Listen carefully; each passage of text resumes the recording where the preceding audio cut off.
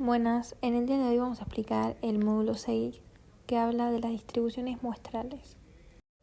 Una distribución muestral es el estudio de determinadas características de una población. Se efectúa a través de diversas muestras que pueden extraerse de ella. El objetivo es efectuar una generalización de los resultados de la muestra a la población, inferir o adivinar el comportamiento de la población a partir del conocimiento de una muestra. Generalmente nos interesa conocer una o más de las siguientes características de la distribución muestral. 1. Su forma funcional, como aparece en su representación gráfica. 2. Su media. 3. Su desviación estándar, es decir, error estándar.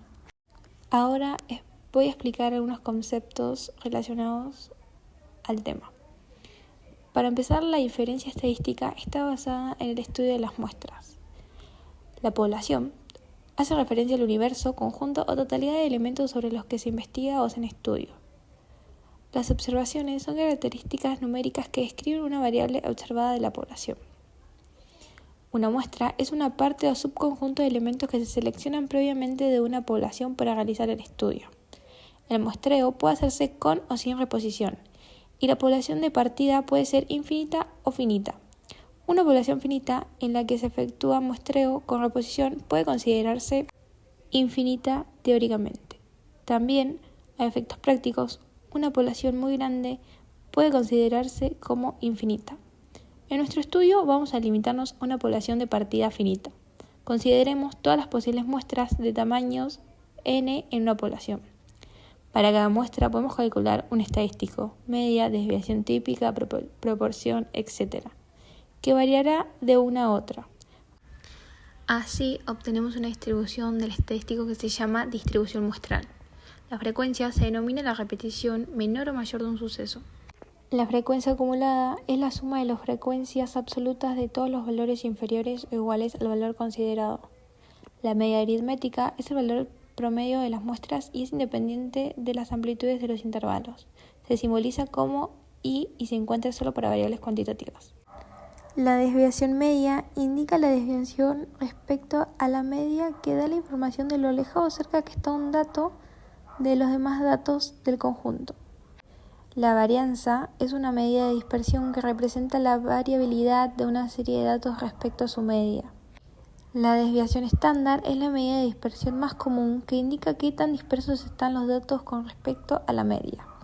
El error estándar de la media es el error debido a la estimación de la media poblacional a partir de las medias muestrales.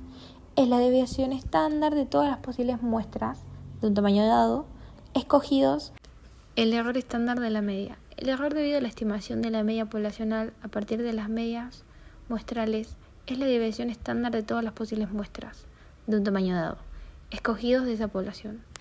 Hola a todos, soy Ezequiel Darío y ahora vamos a ver el teorema del límite central, o TCL, el cual es una teoría estadística que establece que dada una muestra suficientemente grande de la población, la distribución de las medias muestrales seguirá una distribución normal. Además, afirma que a medida que el tamaño de las muestras se incrementa, la media muestral se acercará a la media de la población. Por tanto, mediante el TCL podemos definir la distribución de la media muestral de una determinada población con una varianza conocida. De manera que la distribución seguirá una distribución normal si el tamaño de la muestra es lo suficientemente grande. Ahora seguimos con las principales propiedades del teorema central del límite. Si el tamaño de la muestra es suficientemente grande, la distribución de las medias muestrales seguirá aproximadamente una distribución normal. El TCL considera una muestra como grande cuando el tamaño de la misma es superior a 30. Por lo tanto, si la muestra es superior a 30, la media muestral tendrá una función de distribución próxima a una normal.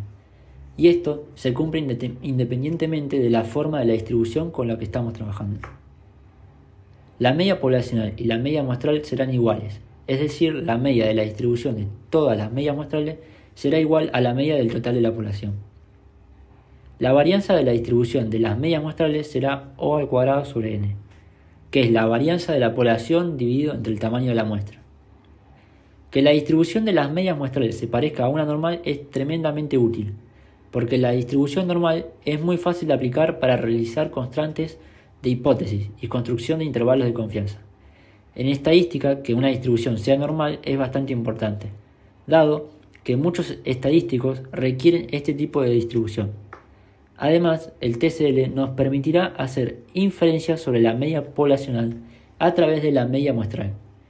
Y esto es de gran utilidad cuando por falta de medios no podemos recolectar datos de toda una población.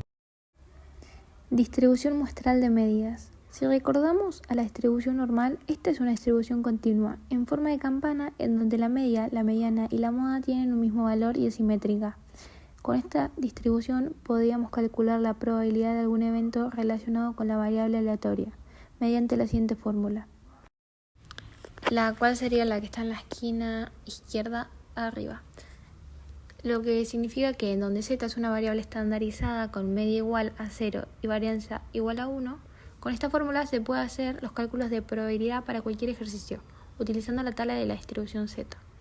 Sabemos que cuando se extraen muestras de tamaño mayor a 30 o bien de cualquier tamaño de una población normal, la distribución muestral de medias tiene un comportamiento aproximadamente normal, por lo que se puede utilizar la fórmula de la distribución normal. Entonces, la fórmula para calcular la probabilidad del comportamiento del estadístico, en este caso la media de la muestra, quedaría de la siguiente manera, como la fórmula de la esquina izquierda de abajo. Y para poblaciones finitas, y muestra con reemplazo la fórmula de la esquina derecha. Ahora continuamos con la distribución muestral de proporciones.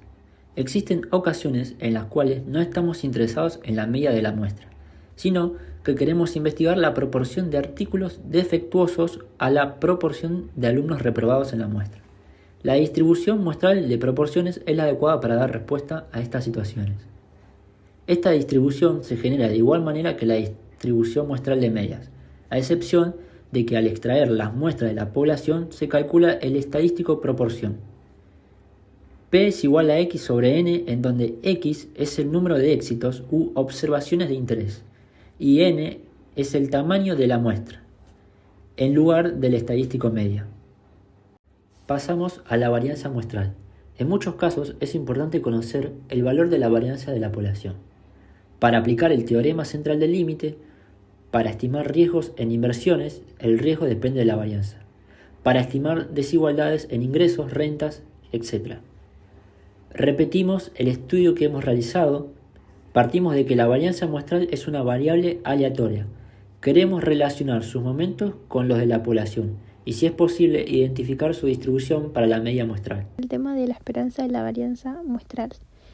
Si la media aritmética denota la media muestral, se tiene que esta fórmula, el valor esperado de la varianza muestral no es la varianza de la población. Entonces vamos a definir la varianza muestral como la siguiente fórmula.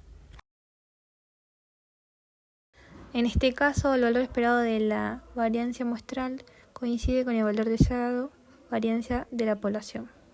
Es un estimador insesgado de la varianza poblacional.